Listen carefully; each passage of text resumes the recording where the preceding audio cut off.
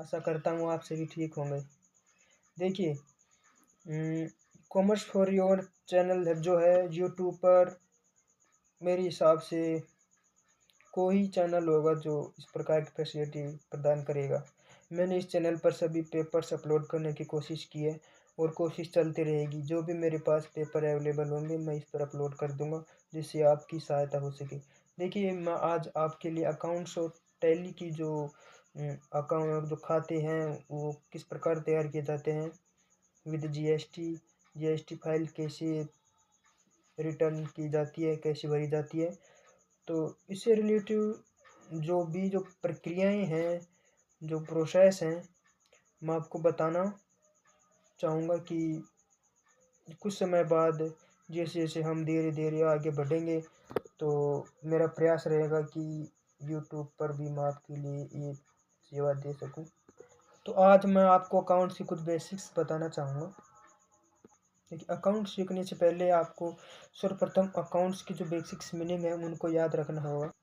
Important बात यह है कि जो अकाउंट्स होते हैं जो एक व्यवसाय के अंतर्गत रखे जाते हैं, और एक व्यवसाय फाइनेंशियल होने के कारण सभी फाइनेंशियल जो एंट्रीज होती हैं, प्रक्रियाओं प्रोसेसों को उनकी जो एंट्री की जाती है विदाउट फाइनेंशियल जो ट्रांजैक्शन होते हैं उनको उनकी खतौनी भी नहीं की जाती है, अर्थात आउट ऑफ अकाउंटिंग रखा जाता है।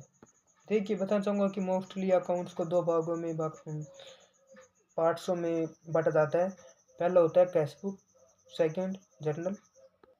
कैश बुक को भी तीन भागों में बांटा जाता है, फर्स्ट कॉलम, सेकंड कॉलम और थर्ड कॉलम। ठीक है, अर्थात पहले कॉलम जो सिंगल कॉलम होता है, सिंगल कॉलम वाली कैश बुक होती है, डुअल कैश बुक और triple cash book. First column वाली कैश बुक के अंतर्गत कैश और बैंक की जो ट्रांजैक्शन होती है उसी खाने में एंट्रीज की जाती हैं, और सेकंड कॉलम अर्थात डुअल कैश बुक जो खाता होता है उसके अंतर्गत कैश बुक का कॉलम और बैंक का कॉलम अलग अलग होता है। उसमें रिलेटिव जो ट्रांजैक्शन होते हैं कैश और बैंक की संबंधित अलग अलग खाने में कर दी जाती हैं। और ट्रिपल जो कैश बुक होती है उसके अंतर्गत कैश, बैंक और डिस्काउंट ट्रिपल कॉलम होते हैं, और उससे उनसे जो संबंधित जो ट्रांजैक्शन होते हैं उनमें ऐड किए जाते हैं, या फिर हम कह सकते हैं कि इनको रिकॉर्ड किया जाता है उनसे रिलेटिव एंट्री। अब आता है जर्नल। जर्नल देखिए, जर्नल के अंतर्गत कैश और नॉन कैश, कैश में कैश बुक आ जाती है और नॉन कैश में जो हमारा जर्नल खाता होता है उसमें एंट्री की जाती है। अर्थात हम कह सकते हैं कि जर्नल उधार रिलेटिव जो भी ट्रांजैक्शन होती है अधिकांश जर्नल में की जाती है। वैसे हम कैश बुक जो ट्रांजैक्शन होती है एंट्रीज होती हैं जर्नल में कर सकते हैं। मैं उस जर्नल की बात कर रहा हूँ, JOURNAL, ना कि GENERAL जर्नल की। अर्थात मैंने बताया अकाउंट्स जो ट्रांजैक्शन होता है जो कैश और नॉन कैश होता है, कैश की कैश बुक में एंट्रीज की जाती हैं और नॉन कैश की जर्नल में की जाती हैं। और जो कैश बुक जो बुक होती है वही होती है, और एक जो मैंने बताया जर्नल जो बुक वही होती है। दोनों की जनरल बुक लेजर तैयार की जाती है, अर्थात जो भी उसमें जो खतौनी एडजस्ट होती है कैश बुक और जनरल में, दोनों की लेजर तैयार की जाती है। मैं उस जनरल की बात कर रहा हूँ, GENERAL जिसकी वर्ड होता है, जनरल लेजर बुक तैयार की जाती है। हमारा जो कैश बुक और जनरल था ये पूरा हो चुका है, और मैंने आपको इनके बारे में बताने की कोशिश की। इसकी संपूर्ण डिटेल आप रिलेटिव वीडियो देखकर भी जानकारी जुटा सकते हैं। अब बढ़ते हैं आगे। चलो, मान लिया यार कैश बुक और जनरल तैयार की जाती हैं, उसमें एंट्री जाती है।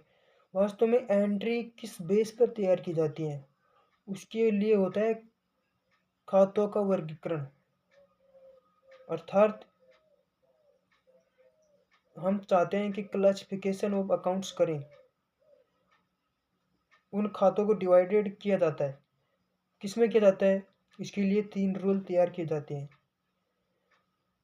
अर्थात ये जो अकाउंटिंग का जो बेस होता है इसी नियम पर आधारित होता है। तो मैं आपको बताना चाहूँगा कि फर्स्ट रियल, नॉमिनल और पर्सनल, या फिर क्रमबद्ध हम कर सकते हैं कि personal, real, nominal. Okay.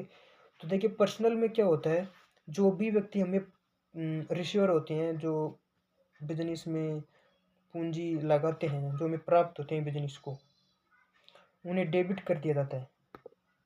Okay. उसके बाद क्या होता है, जो भी व्यक्ति को हम देते हैं अर्थात बिजनेस देता है, उसको हम CR अर्थात जमा कह सकते हैं हिंदी में, इंग्लिश CREDIT, क्रेडिट करके लिखा जाता है। ठीक है। अब आते हैं हम, ध्यान रखना होगा आपको, शॉर्टकट में हम DR डॉट से, डॉट के चिन्ह से पहचानते हैं, जिसको हम डेबिट बोलते हैं और नाम होता है। ठीक है। और CR डॉट करके हम डायरेक्ट लिखते हैं, उसको हम जमा के नाम से जानते हैं। तो मैं आपको नाम और जमा बताऊंगा, आप पहचान जाना। तो आगे बढ़ते हैं। जो हमने पर्सनल बताया, इस प्रकार रियल होता है बिजनेस के अंतर्गत जो माल होता है, जो भी माल अर्थात जो गुड्स होता है जो व्यवसाय में आता है, उसको हम डेबिट करते हैं अर्थात नाम करते हैं। और जो माल बिजनेस से जाता है, जो हमें बेचने के उद्देश्य से बिजनेस में रखा हुआ है, उसको हम जमा करते हैं। उसके बाद आता है नॉमिनल। नॉमिनल अर्थात नाम मात्र का खाता होता है, हम हिंदी में बात करें तो। इसमें क्या होता है, जो संबंधित सभी व्यय एवं जो हानि होती है, एक्सपेंसेस एंड लॉसेज, उन सबको डेबिट किया जाता है। और डेबिट करने के बाद जमा का जो प्रोसेस आती है, उसमें क्या होता है, जो सभी लाभ और जो हमारी जो आय होती है, उसको इंक्लूड किया जाता है अर्थात समस्त आय एवं लाभों को जमा किया जाता है। जैसे कि मैंने रियल, नॉमिनल और पर्सनल के बारे में बताया, अर्थात पर्सनल, रियल, नॉमिनल तीनों अकाउंट्स का जो बेस है, रूल्स ऑफ अकाउंटिंग हम कह सकते हैं, इनके बारे में मैंने आपको बताने की कोशिश की। इसके बाद आता है कि यार चलो मान लिया रूल्स ऑफ अकाउंटिंग जो होती है और उनकी खतौनी भी की जाती है, और अकाउंट भी अलग से जो लेजर तैयार की जाती है। आखिर किस में तैयार की जाती है, तो इसके लिए मैं आपको बताना चाहूँगा कि जो बिजनेस होता है उसको मुख्यतः 3 भागों में डिवाइड किया गया है। पहला आता है पेशेवर बिजनेस, अर्थात जो केवल अपनी सर्विस देते हैं, उस सर्विस के बदले पेमेंट प्राप्त करते हैं। उनकी मुख्यतः 2 ही ट्रांजैक्शन होती हैं, सेवा देने की और पेमेंट प्राप्त करने की। इन सेवा रिसीवर और गिवर दोनों के मध्य जो ट्रांजैक्शन होती है, बस इनसे रिलेटिव ही पोस्टिंग की जाती है, खतौनी की जाती है, अर्थात एंट्री तैयार की जाती है, जो भी ट्रांजैक्शन होता है। मैंने आपको बताया कि जो फर्स्ट पेशेवर बिजनेस होता है, जैसे एग्जाम्पल डॉक्टर हुआ, इंजीनियर हुआ, और जो CA होता है वो भी अपन जो स्किल्स होता है उसके आधार पर अपनी सेवाएं प्रदान करता है। तो कुल मिलाकर मैं कहूँ कि कोई गुड्स रिलेटिव या फिर ऑब्जेक्ट नुमा एक कोई भी वस्तु सेवाएं प्रदान सॉरी वस्तु प्रदान नहीं करता है। पेशेवर में ओनली अपने माइंड सेट जो स्किल्स हैं उन पर आधारित सेवाएं दी जाती हैं, ज्ञान, एजुकेशन के आधार पर। ठीक है। उसके बाद आता है व्यापारिक बिजनेस, व्यापार। इसमें क्या होता है, देखिए इसका नाम ही व्यापार। व्यापार से हम जान सकते हैं कि किसी वस्तु का व्यापार करना, अर्थात किसी वस्तु को बेचना और खरीदना, खरीदना या बेचना। अच्छा, तो देखिए एक प्रकार का व्यापारिक बिजनेस यही माना गया है कि जो एक व्यापार होता है, जो मैन्युफैक्चर नहीं करता है, बल्कि जो फिनिश्ड गुड्स होता है, जो बेचने योग्य माल होता है, उसको अपने व्यापार में लाता है और उसको उपभोक्ता तक पहुंचाता है। अर्थात बेचने योग्य माल को लाया और खरीदने वाले व्यक्ति को दे दिया, बस इतना सा काम होता है। अब हम कह सकते हैं कि एक व्यापार के अंतर्गत वस्तु प्रदान करना और कैश रिसीव करना, या फिर हम कहें कि वस्तु अगर हमने उधार में दी है तो उसको हम उधारी ठहरा देते हैं, डेब्ट ठहरा देते हैं। देनदार हमारी संपत्ति बन जाती है जो कि चालू होती है। ओके, तो चलो, पेशेवर व्यवसाय और एक व्यापारिक व्यवसाय हमने समझ लिया। अब आता है मैन्युफैक्चरिंग। आखिर व्यापार जो बिजनेस होता है, जो ट्रेडिंग बिजनेस होता है, व्यापारिक व्यवसाय, उसको चलाने के लिए कहीं से कहीं सामान तो लाता होगा ना, वो सामान भी चाहिए होगा। तो इसके लिए वो हेल्प लेता है मैन्युफैक्चरिंग इंडस्ट्री, या फिर हम कहें कि मैन्युफैक्चरिंग ऑर्गेनाइजेशन। निर्माणी संस्था निर्माण का कार्य करती है। निर्माण का कार्य किस प्रकार करती है, इसका निर्धारण डिमांड और सप्लाई करती है। सीधी सी बात है, जितनी डिमांड होगी और जितनी सप्लाई होगी, हम उसी के आधार पर मैन्युफैक्चर करेंगे। अगर हम ना तो डिमांड को आधार माने और ना ही सप्लाई को, तो हमें काफ़ी लॉस हो सकता है। तो चलो खैर, हम आगे बढ़ते हैं। डिमांड और लॉसेज,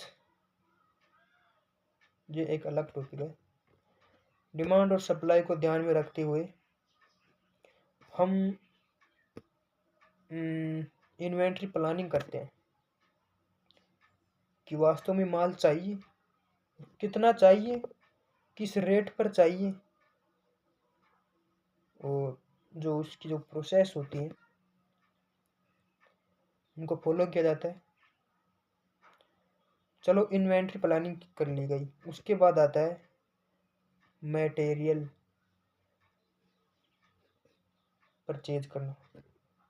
कच्चे माल अर्थात रॉ मटेरियल, मटेरियल के अंतर्गत भी raw material. Okay, raw material को परचेज किया जाता है।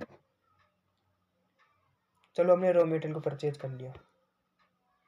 रॉ मटेरियल परचेज करने के बाद उस पर कार्य किया जाता है। उसको फिनिश्ड गुड्स तक तैयार करने के लिए रॉ मटेरियल से फिनिश्ड गुड्स तक जो प्रक्रियाएं होती हैं, उसको अलग अलग लेवल से गुजारा जाता है। जो प्रक्रिया है, ये उसकी मैन्युफैक्चरिंग की हुई होती है और मैन्युफैक्चरिंग प्रोसेस के अंतर्गत माना जाता है। चलो, हमने इन्वेंट्री प्लानिंग की। एक मैन्युफैक्चरिंग ऑर्गेनाइजेशन ने डिमांड और सप्लाई को आधार मानते हुए इन्वेंट्री प्लानिंग की।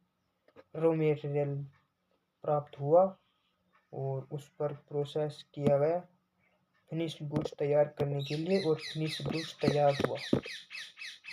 अब फिनिश्ड गुड्स तैयार होने के उपरांत एक मैन्युफैक्चरिंग इंडस्ट्री या फिर ऑर्गेनाइजेशन, हम कहें कि वो अपने फिनिश्ड गुड्स को सेल करना चाहेगी, और उसके लिए मार्केट को चुना जाता है और उसके लिए मार्केटिंग की जाती है। सीधी सी बात है। अच्छा, तो देखिए, अब मार्केट में भी डिमांड और सप्लाई देखी जाती है। किस चीज़ की डिमांड है, किसकी सप्लाई है। ओके, मार्केट में व्यापारी होते हैं, उनको माल बेचा जाता है, व्यापारी कस्टमर तक पहुंचाते हैं और कस्टमर कंजप्शन कर लेते हैं। ओके, अर्थात कुल मिलाकर बात कहें कि इन्वेंट्री प्लानिंग करना और रॉ मटेरियल प्राप्त करना, फिनिश्ड गुड तैयार करना, अर्थात फिनिश्ड गुड्स तक मैन्युफैक्चरिंग ऑर्गेनाइजेशन का काम होता है। उसके बाद ट्रेडिशनल बिजनेस आ जाता है जो कस्टमर तक कंजप्शन के लिए पहुंचाता है। ओके, तो हमने आपको बता भी दिया कि पेशेवर बिजनेस होता है और एक व्यापारिक बिजनेस। संगठन अगर हम जोड़े तो संगठन भी लगा सकते हैं कि जैसे एक पेशेवर संगठन हो गया, व्यापारिक संगठन हो गया, निर्माणी संगठन हो गया। तो हमने बताया कि मैं आपको दोहरा दूं कि सर्वप्रथम हम मीनिंगों को ध्यान में रखते हैं। कैश बुक और जर्नल होती है। कैश बुक को ट्रिपल भागों में बांटा जाता है। जर्नल में जो ट्रांजैक्शन होती हैं कैश और नॉन कैश होती हैं। कैश को कैश बुक में रखा जाता है, नॉन कैश को जर्नल में रखा जाता है। जो दोनों की जनरल जो लेजर तैयार होती हैं उनको तैयार किया जाता है। और इसके लिए क्लासिफिकेशन ऑफ अकाउंट्स के अंतर्गत रूल रेगुलेशन होते हैं जो अकाउंटिंग को लगाए जाते हैं, पर्सनल, रियल और नॉमिनल के अंतर्गत रखे गए हैं। और उसके उपरांत ये जो खाते हैं उनको इसका जो उद्देश्य होता है इनको यूज में लेने का, उनको इसके बाद पेशेवर संस्था और व्यापारिक संस्था, निर्माणी संस्था के बारे में आपको मैंने बताया। तो फिर चलते हैं, मिलते हैं नेक्स्ट वीडियो में, तब तक के लिए थैंक यू। और हाँ, अगर चैनल पसंद आया हो तो सब्सक्राइब करना ना भूलें। बाय।